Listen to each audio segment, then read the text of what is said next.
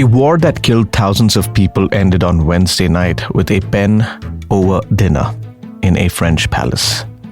Donald Trump signed the agreement between courses at the Palace of Versailles. Emmanuel Macron clapped, said bravo, and just like that, on paper, the war between the United States and Iran is over. But here's the catch. The one thing this whole war was supposedly about, that narrow strip of sea where a fifth of the world's oil flows, is still, as of today, basically shut. You're listening to Nelson John 360. Nelson John 360. Hi, I'm Nelson John, and this is the Nelson John 360 podcast. Let me catch you up fast because this moved quickly. On the 28th of February this year, the US and Israel launched its strikes on Iran. The stated goal was to stop Iran building a nuclear bomb. Iran's supreme leader was killed, Iran hit back, and then it shut the Strait of Hormuz. That's the narrow gate, between the Persian Gulf and the open sea. And before the war, roughly a fifth of all the oil traded across the planet passed through it. Iran laid mines, warned ships off, and charged tolls. The US answered with a naval blockade of Iran's own ports. So for nearly 4 months, almost nothing moved. Oil shot past $100 a barrel.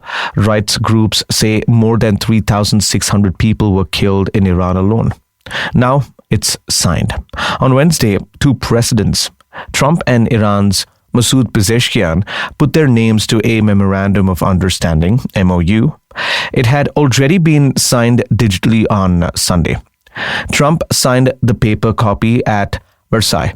His Secretary of State handed it to him between courses, and the White House says the deal is now in force, which means the big signing ceremony that was planned for Switzerland on Friday is off.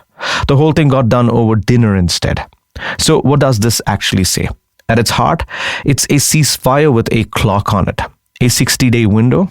The fighting stops on all fronts, including in Lebanon. The U.S.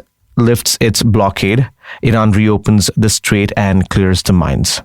The U.S. lets Iran sell its oil again and starts unfreezing billions of dollars in Iranian money locked up abroad.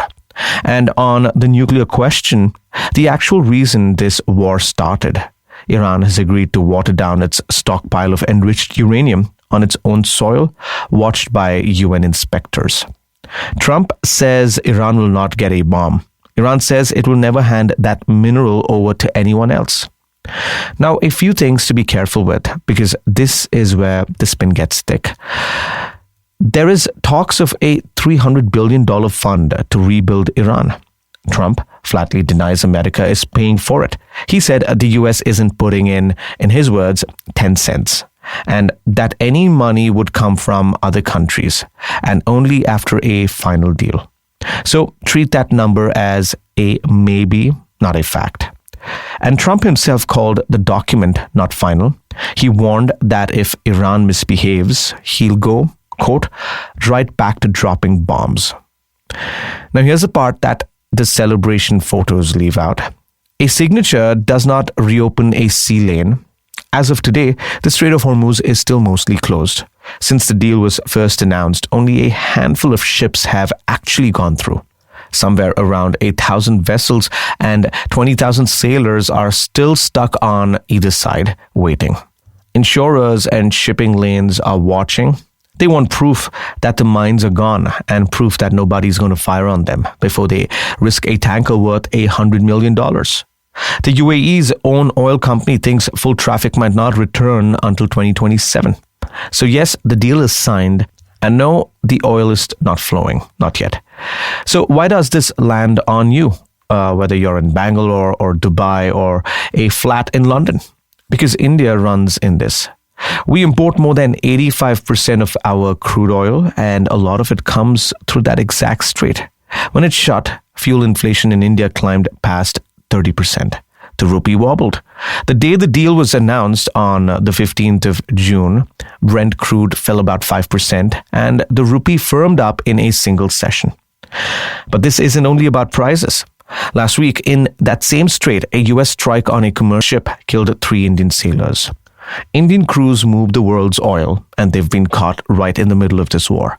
And for the millions of Indians across the Gulf, the money you send home, the jobs in Dubai and Doha, the trade between India and the region, all of it rides on whether these waters stay calm.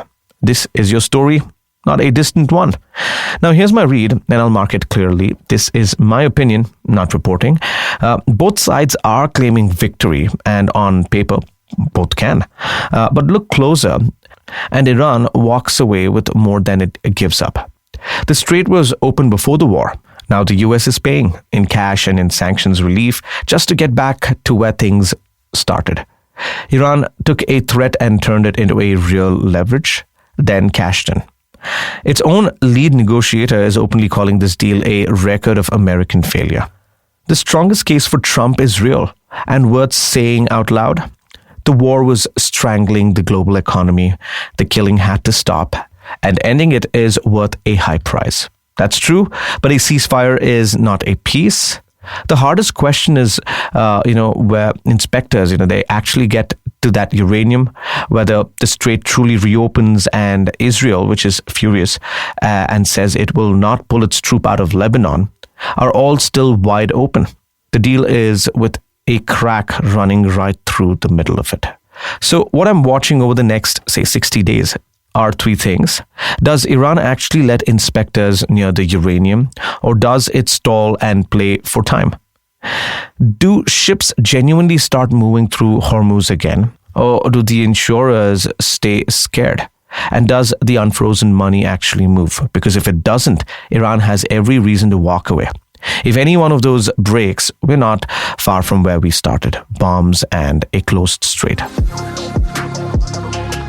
If this helped you make sense of a messy story, do me a favor, follow the show, share it with one person who keeps asking you what on earth is happening in the Middle East, and do leave it a like, comment if you are catching this on YouTube, or a rating on the show if you're catching this on a podcast app like Apple Podcasts, Spotify.